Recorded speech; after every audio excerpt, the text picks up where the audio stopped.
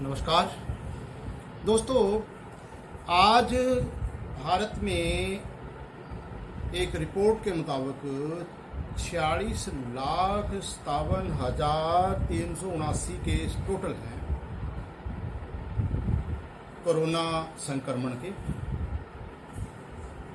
इनमें से 36,21,438 संक्रमित केस ठीक हो चुके हैं, रिकवर हो चुके हैं। यानी भारत में रिकवरी रेट है जो वो 77.75% है।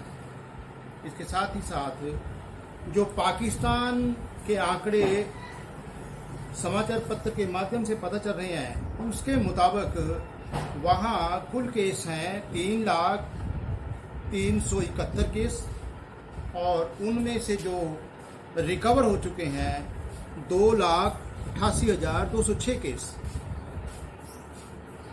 सिंपल सादे शब्दों में हम कह सकते हैं कि पाकिस्तान का रिकवरी रेट 95% से ज़्यादा है।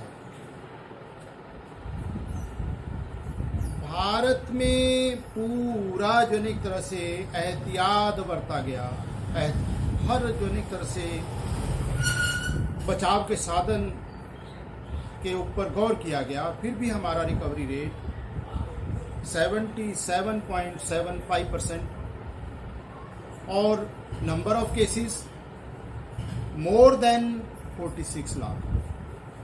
पाकिस्तान के प्रधानमंत्री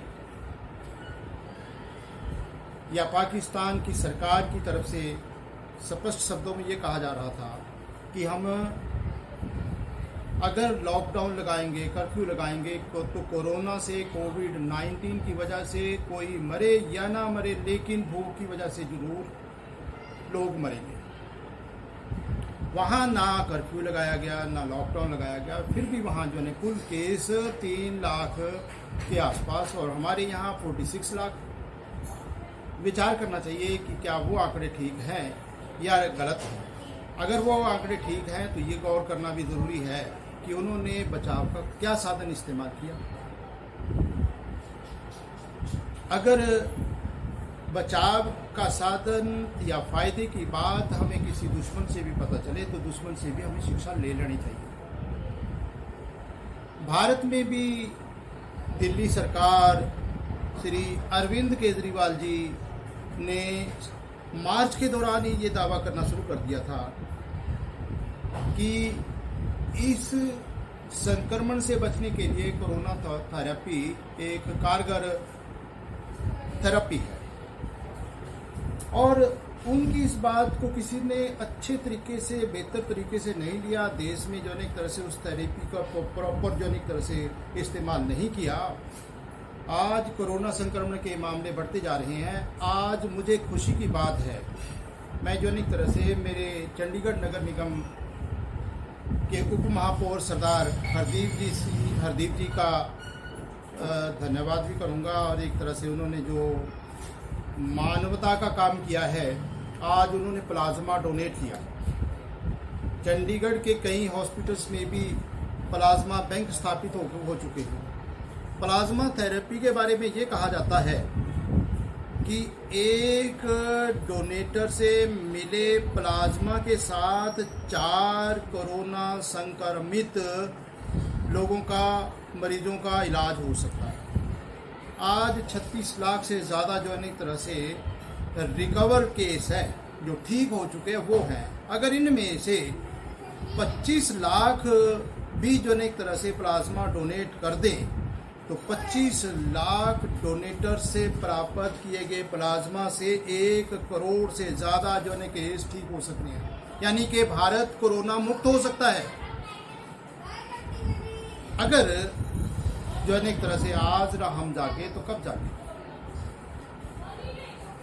कोरोना संक्रमण कोविड-19 से पहले के जो एक तरह से देश के हालात थे और आज देश के हालात है, उसके ऊपर विचार करना बहुत ज़रूरी है।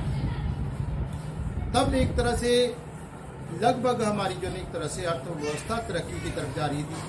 आज जीडीपी के बारे में ये सुना जा रहा है कि डाउनफॉल में है।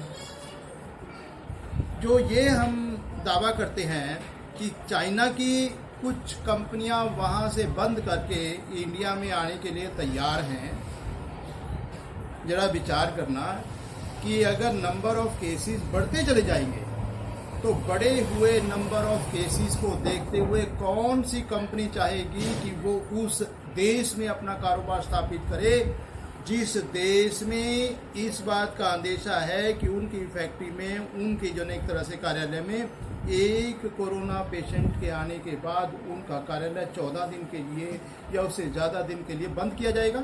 कोई नहीं चाहता कि उनका कारोबार बंद हो। इसलिए कोशिश करो कि देश में से कोविड-19 कोरोना का टोटल खात्मा हो जाए जल्दी से जल्दी। ये आंकड़े जीरो पर आने चाहिए, जीरो पर आने चाहिए। आज जो हालात हैं सरकारी कार्यालयों में भी लगभग जो है किसी न किसी कारण से वीआरएस दे के जो है छुट्टी की जा रही है और जो एक तरह से रोज़गार के मौके ज़्यादा होने की बजाय कम होते जा रहे हैं।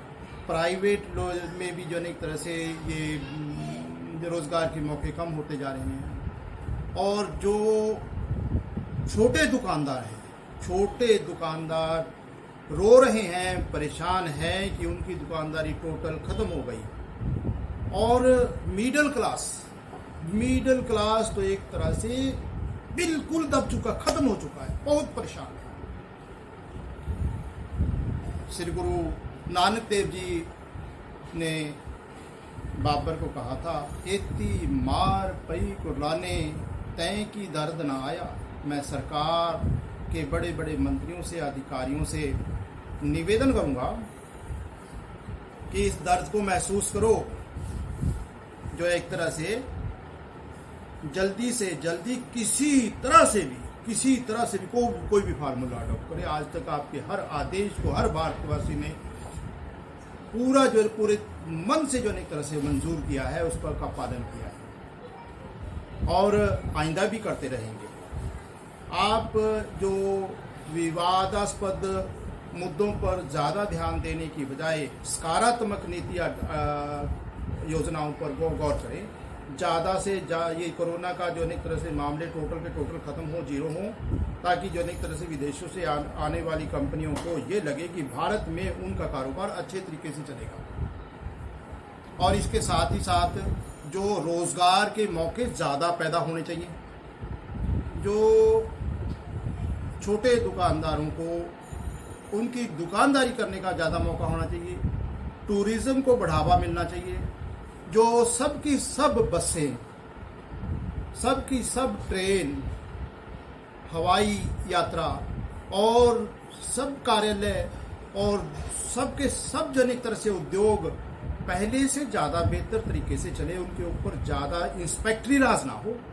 ये डंडे वाली नीति छोड़ दो। आपसे गुजारिश है, हाथ जोड़कर गुजारिश है, आप देश के हर नागरिक के बारे सोचो, आप अपने बारे भी सोचें कि ये जो एक तरह से परेशानी अगर दूसरों को मिलेगी उसका कुछ हिस्सा तो आपको भी मिलेगा।